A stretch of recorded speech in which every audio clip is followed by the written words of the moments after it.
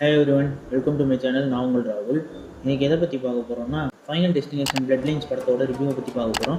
இந்த படத்தை பற்றி சொல்லணும்னா ஏற்கனவே எல்லாருமே ஃபைனல் டெஸ்டினேஷன் பார்த்துருப்பீங்க. அதில் மரணத்தோடு எப்படி போராடி ஜெயிக்கணும், மரணத்துலேருந்து தப்பிச்சாங்களா இல்லையான்றது தான் எல்லா படத்தோட கதையாகவே இருக்கும். அதே மாதிரி தான் இந்த படத்துலையும் எப்படி மரணத்தை ஜெயிச்சு அவங்க தப்பிச்சாங்களா, இல்லை மரணம் அவங்களை அழிச்சிருக்கா அப்படின்றது இந்த படத்தோட கதையாக இருக்குது.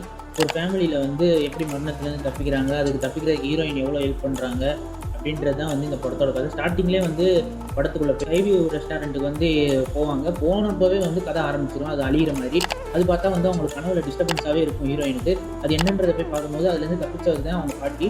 அவங்க சொல்லுவாங்க, இந்த மாதிரி உங்களை சும்மா விடாது, இந்த மாதிரி மரணம் உங்களை எப்படியும் கண்டிச்சிரும், அதுலேருந்து தப்பிக்கிறது ரொம்ப கஷ்டம் அப்படின்னு சொன்னோடனே ஹீரோயின் அவங்க ஃபேமிலியை காப்பாற்றுறதுக்காண்டி போராடி கடைசியில் ஃபேமிலியை காப்பாற்றினாங்களா இல்லை எல்லாருமே செத்துட்டாங்களா அப்படின்றத இந்த படத்தோட கதையாக இருக்குது. படம் பார்க்குறதுக்கு 1.5 மணி நேரம் தான், பார்க்குறதுக்கு ஒருத்தான படம் தான். ஃபைனல் டெஸ்டினேஷன் பார்க்கும்போது கையில் ஏதாவது டிஷ்யூ பேப்பரோ ஏதாச்சும் வச்சுக்கோங்க. ஏன்னா செத்துக்கிட்டே இருப்பாங்க, வரிசையாக செத்துக்கிட்டே இருப்பாங்க, அப்படியே ரத்தம் தெரிச்சுக்கிட்டே இருக்கும்.